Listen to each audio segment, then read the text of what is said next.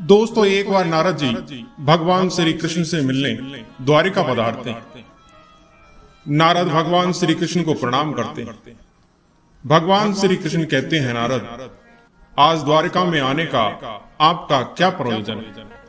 अवश्य कोई महत्वपूर्ण समाचार लेकर आए होंगे।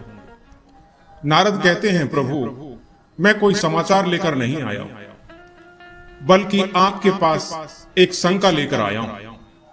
कृपया आप मेरी इस शंका का समाधान कीजिए। भगवान श्री कृष्ण कहते हैं, नारद, निसंकोच होकर कहिए, आपकी जो भी शंका हो उसका समाधान अवश्य किया जाएगा। नारद कहते हैं, प्रभु, मैं पृथ्वी लोक का भ्रमण करके आ रहा हूं, तो मैंने अनेक बालकों की मृत्यु होते देखा है, और अनेक बालकों की तो मां की कोख में ही मृत्यु हो जाती है।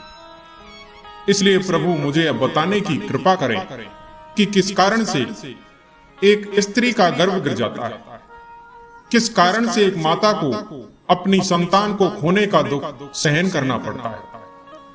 भगवान श्री कृष्ण कहते हैं, नारद, मनुष्य के पूर्व जन्म के कर्म के अनुसार ही उसे दूसरे जन्म में दुख भोगने पड़ते हैं, किंतु गर्भवती स्त्री का गर्भपात होने के पीछे उसके द्वारा इसी जन्म में किए हुए पाप होते हैं।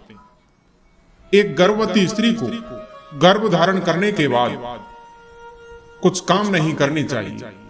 यदि वह स्त्री वह काम करती है तो निश्चित ही उसका गर्भपात हो जाता है। इस विषय में एक प्राचीन कथा है जो मैं आपको सुनाता हूं।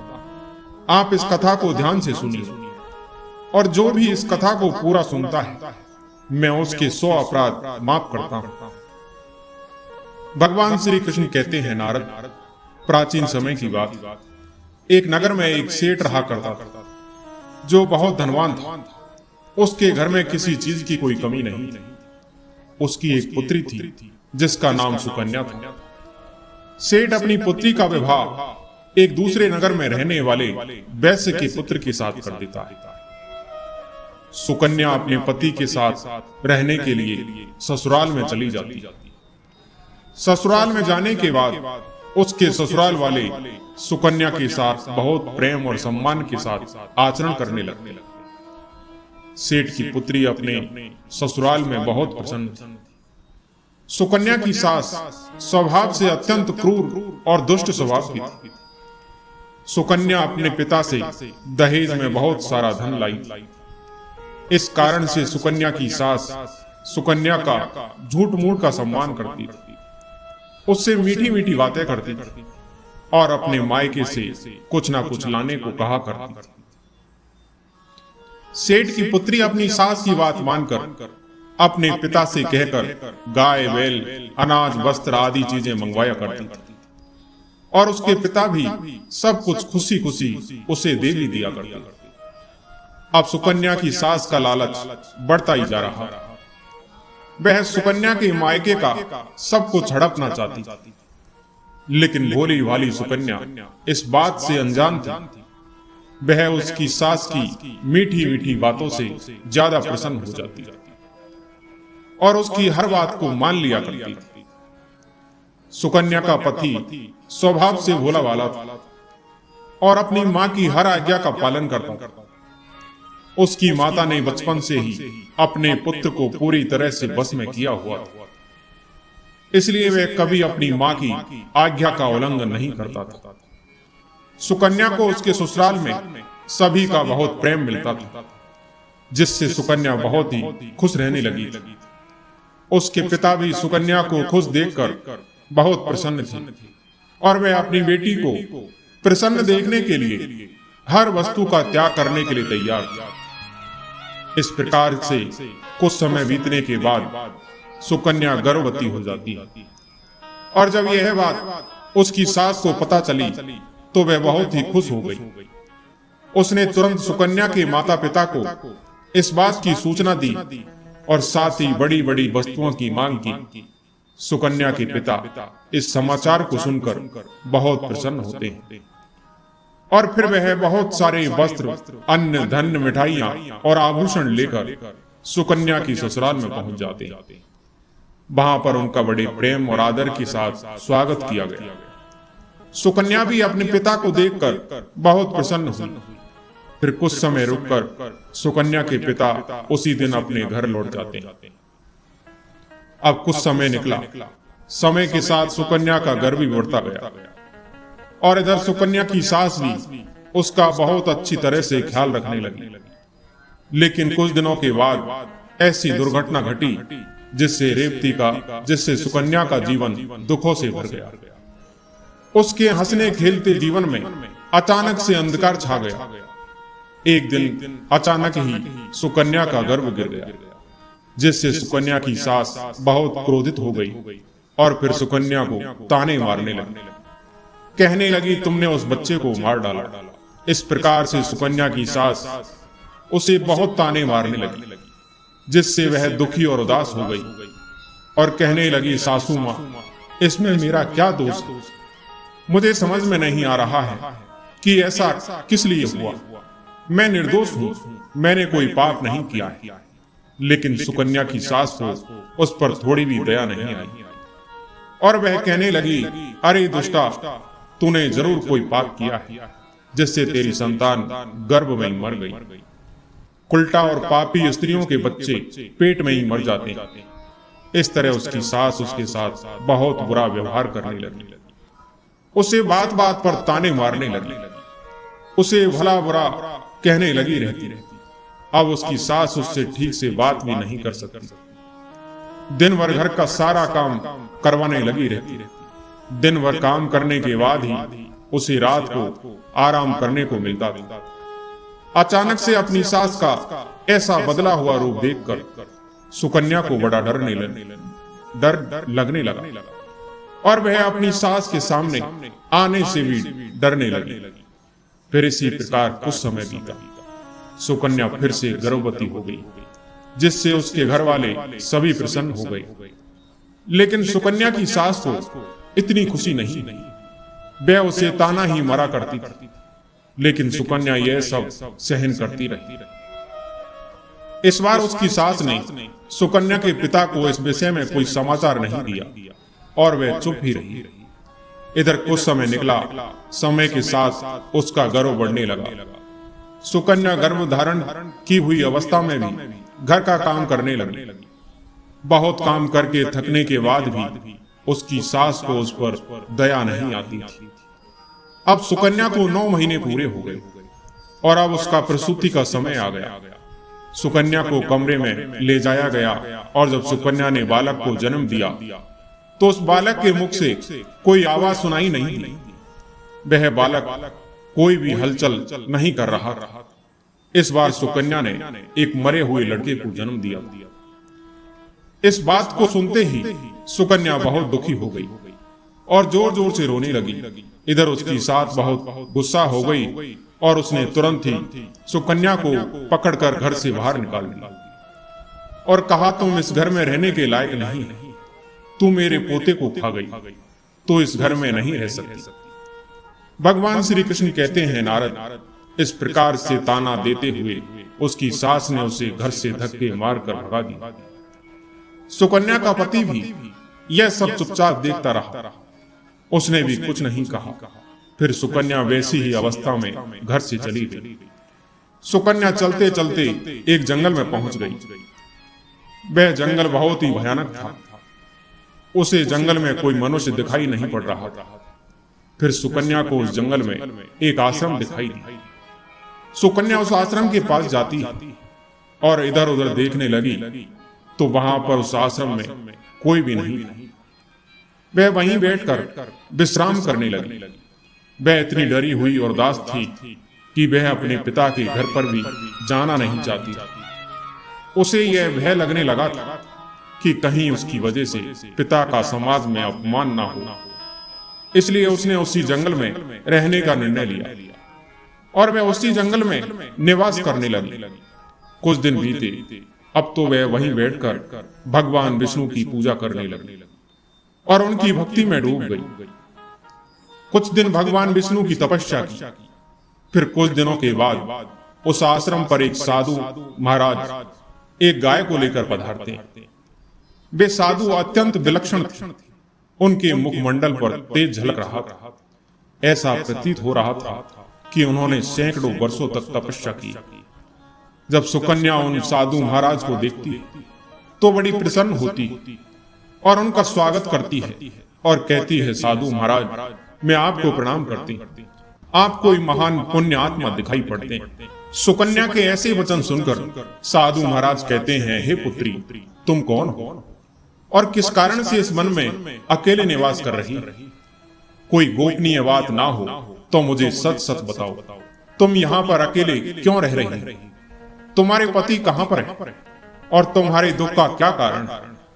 सुकन्या उन साधु महाराज से कहती है, हे महाराज, मैं अत्यंत दुखी हूं और मेरी सास ने मुझे घर से निकाल दिया, इसलिए मैं इस वन में निवास कर रही हूं। साधु महाराज कहते हैं, तुम्हारी सास ने ऐसा क्यों किया? किस कारण से तुम्हें घर से निकाल दिया है? तब सुकन्या कहती है, हे साधु महाराज, मेरी पहली संतान गर्भ में ही नष्ट हो गई और जब मैंने दूसरी संतान को जन्म दिया तो वह मरी हुई थी।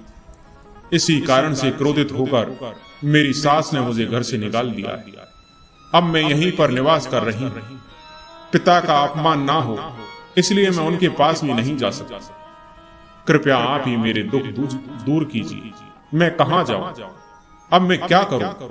इस प्रकार से सुकन्या ने अपना दुख उन साधु महाराज को बता दिया। साधु महाराज कहते हैं, यह तो बड़े दुख की बात, किंतु तुम चिंता मत करो, मैं तुम्हें कुछ उपाय बताता हूं। तुम उस उपाय को करो जिससे तुम्हें उत्तम संतान की प्राप्ति होगी। तुम इस गाय को अपने पास रखो, इसकी सेवा करो। इसकी सेवा करने से तुम्हें उत्तम संतान का सुख प्राप्त होगा। अब मैं तुम्हें गर्भ धारण की हुई स्त्री को जिन नियमों का पालन करना चाहिए उस विषय में बताता हूं। इसे तुम ध्यान से सुनो पुत्री। किसी भी स्त्री को मासिक धर्म के दौरान पति के साथ संबंध स्थापित नहीं करना चाहिए और पति को स्पर्श भी नहीं करना चाहिए। गर्भ धारण की हुई स्त्री को भगवान की पूजा में तत्पर रहना चाहिए। उसके मुख पर सदैव ही प्रसन्नता होनी चाहिए। गर्भ धारण की हुई स्त्री को कभी दुखी और निराश नहीं रहना चाहिए। उसे बुरे आचरण वाली स्त्री से दूर रहना चाहिए। उनसे बातचीत नहीं करनी चाहिए। एक गर्भवती स्त्री को कभी दूसरों के घर का भोजन नहीं करना चाहिए। गर्भ धारण की हुई स्त्री को कभी ऐसी वस्तु के दर्शन नहीं करने चाहिए जिसे देखने पर मन में घृणा का निर्माण हो। उसे भयानक और डरावनी कथाएं भी नहीं सुनाई जानी चाहिए। गर्भ धारण की हुई स्त्री को अत्यंत गर्म भोजन नहीं करना चाहिए। किया हुआ भोजन जब तक पच नहीं जाता तब तक भोजन नहीं करना चाहिए। जिस स्त्री के बच्चे होकर मर जाते हैं अथवा जो स्त्री बंध्या हो, ऐसी स्त्री से संपर्क नहीं करना चाहिए। जो भी स्त्री इन नियमों का पालन करती है वह उत्तम पुत्र को प्राप्त करती है। जो स्त्री नियमों का पालन नहीं करती उसका गर्भ गिर जाता है। अब मैं तुम्हें पुत्र प्राप्ति का उपाय बताता हूं। इसे ध्यान से सुनो। मासिक धर्म के समय 4 दिनों तक स्त्री को पति के साथ संसर्ग नहीं करना चाहिए। वह चौथे दिन ही शुद्ध होती है। 1 सप्ताह के बाद वह देवी देवताओं का पूजन करने के योग्य बनती है। संबंध बनाते समय स्त्री और पुरुष के मन में जैसी कल्पना होगी वैसा ही गर्भ उत्पन्न होगा, इसमें संदेह नहीं है। युग्म तिथि वाली रात्रि में सहवास करने से पुत्र होता है और युगांधी तिथि वाली रात्रि में सहवास करने से कन्या का जन्म होता है। युग्म तिथि का अर्थ होता है द्वादशी, चतुर्दशी, षष्ठी, अष्टमी, दशमी और युगांधी तिथि होती है एकादशी, त्रयोदशी, पंचमी, सप्तमी और नवमी। स्त्रियों का ऋतुकाल 16 रात्रियों का होता है। यदि स्त्री मासिक धर्म के बाद 14 रात्रि में सहवास करती है तो उस गर्भ से गुणवान, भाग्यवान तथा धनवान पुत्र का जन्म होता है। साधु महाराज कहते हैं, पुत्री, इस प्रकार से मैं तुम्हें संतान प्राप्ति के लिए महत्वपूर्ण नियम बताएं। तुम इन नियमों का पालन करो, तुम्हें उत्तम संतान सुख की प्राप्ति होगी। सुकन्या कहती है, हे साधु महाराज, इस समय पर मेरे पति देव मेरे पास नहीं है, तो मेरा उनसे मिलन कैसे होगा और किस प्रकार से मुझे संतान सुख प्राप्त होगा? साधु महाराज कहते हैं, पुत्री तुम अभी से इस गाय माता की सेवा करो, तुम्हारा पति स्वयं चलकर तुम्हारे पास आ जाएगा। इतना कहकर साधु महाराज उस स्थान से अंतर ध्यान हो जाते हैं। उन साधु महाराज को अचानक से अदृश्य हुआ देखकर सुकन्या आश्चर्यचकित हो जाती है। उसे समझ में आ जाता है कि साक्षात भगवान ही उसे दर्शन देने आई थी। फिर सुकन्या नित्य उस गाय की सेवा करने लगती। रोज सुबह उठकर वह गाय को चारा डालती और भगवान विष्णु की आराधना करने लगती। इधर कुछ समय के बाद एक दिन सुकन्या के पति को सपने में साक्षात भगवान विष्णु जाकर उसे दर्शन देते हैं और उसे उसकी पत्नी के पास जाने की आज्ञा देते हैं। उसका पति दूसरे दिन जगते ही अपनी पत्नी को खोजता हुआ उसी वन में चला जाता है। फिर उसे उस जंगल में एक आश्रम दिखाई पड़ता है, तो वह उस आश्रम के पास जाता है, तो उसे उसकी पत्नी दिखाई पड़ती है। वह अपनी पत्नी को देखकर बहुत प्रसन्न होता है। फिर वह भी अपनी पत्नी के साथ उसी वन में निवास करने लगता है। सुकन्या उन साधु महात्मा के द्वारा बताए हुए नियमों का पालन करते हुए उन्हें गर्भ धारण कर लेती है और फिर 9 महीने तक वह गर्भ उसके अंदर बढ़ने लगता है। अब 9 महीने के बाद सुकन्या को एक अत्यंत सुंदर पुत्र रत्न की प्राप्ति होती है, जिसे पाकर सुकन्या और उसका पति दोनों बहुत प्रसन्न होते हैं। पुत्र का जन्म होने के बाद वह गाय भी उस स्थान से अदृश्य हो जाती है। इस चमत्कार को देखकर सुकन्या और उसका पति दोनों अचंभित हो जाते हैं और फिर अपने घर चले आते हैं। इधर उसकी सास अपने पुत्र को सुकन्या के साथ एक बच्चे को लेकर आता हुआ देखकर बहुत प्रसन्न हो जाती है और उससे पूछती है कि बहू, किस कारण से तुम्हें पुत्र की प्राप्ति हुई। फिर सुकन्या अपनी सास को सारी हकीकत बता देती है। उसकी सास को इस बात पर विश्वास नहीं होता है, तो वह पूछती है कि वह स्थान कहां पर है। वह अपनी सास को उस स्थान के बारे में बता देती है। फिर दूसरे दिन उसकी सास चुपचाप अकेले ही उस स्थान पर चली जाती है और उस चमत्कारी साधु की राह देखने लगती। उसके मन में लालच होता है। वह सोचती है कि जब वे साधु आएंगे तो मैं उनसे कोई अनमोल वस्तु भेंट में मांगूंगी। अनेक दिन बीतने के बाद भी वह साधु नहीं आता है, तो वह बहुत गुस्सा हो जाती है। उसी क्षण उस स्थान से एक राक्षसी जा रही थी। जब वह राक्षसी सुकन्या की सास को उस आश्रम के पास खड़ा हुआ देखती है, तो वह उसके पास जाती है और कहती है, अरे वाह, आज तो मेरे लिए इस जंगल में ताजा ताजा भोजन आया है। इतना कहकर वह राक्षसी सुकन्या की सास को मारकर खा जाती है।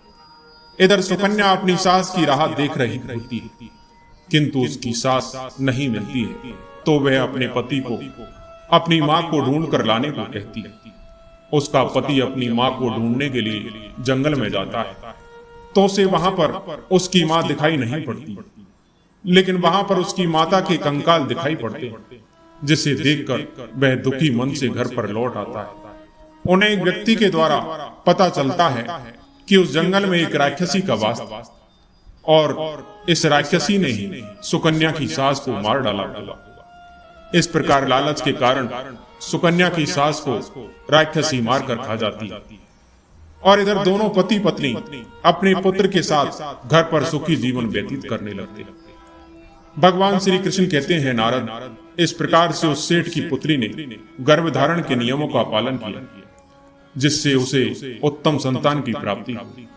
नारद कहते हैं, प्रभु, जिस बालक की मृत्यु गर्भ में ही हो जाती है अथवा जन्म के बाद तुरंत मृत्यु होती है, उसकी मृत्यु के लिए क्या उपाय करना चाहिए। श्री कृष्ण कहते हैं, नारद, जिस स्त्री का गर्भपात हो जाए अथवा गर्भ में ही बालक की मृत्यु हो जाए, तो जितने महीने का वह गर्भ होता है उतने दिनों का सूतक माना जाता है। आत्म कल्याण की इच्छा रखने वाले मनुष्य को उस गर्भ में मृत्यु हुए बालक के लिए कुछ भी नहीं करना चाहिए, उसका श्राद्ध नहीं करना चाहिए। यदि जन्म से लेकर चूड़ा कर्म संस्कार के बीच में बालक की मृत्यु हो जाती है, तो उस बालक की मुक्ति के लिए अन्य बालकों को दूध का भोजन देना चाहिए। यदि चूड़ा कर्म संस्कार के 5 वर्ष के भीतर बालक की मृत्यु हो जाती है तो उसका दाह संस्कार नहीं करना चाहिए। उसके लिए दूध का दान करना चाहिए और बालकों को भोजन कराना चाहिए। यदि 5 वर्ष की आयु के बाद बालक की मृत्यु हो जाती है तो उसका दाह संस्कार करके उसके लिए जल से भरा मिट्टी के पात्र को और खीर का दान करना चाहिए, तभी उस बालक को पुनर्जन्म प्राप्त होता है। दोस्तों, उम्मीद है आपको यह कथा पसंद आई होगी। वीडियो को लाइक जरूर करें और कमेंट में जय श्री कृष्ण अवश्य लिखें। साथ ही चैनल को सब्सक्राइब करें। धन्यवाद।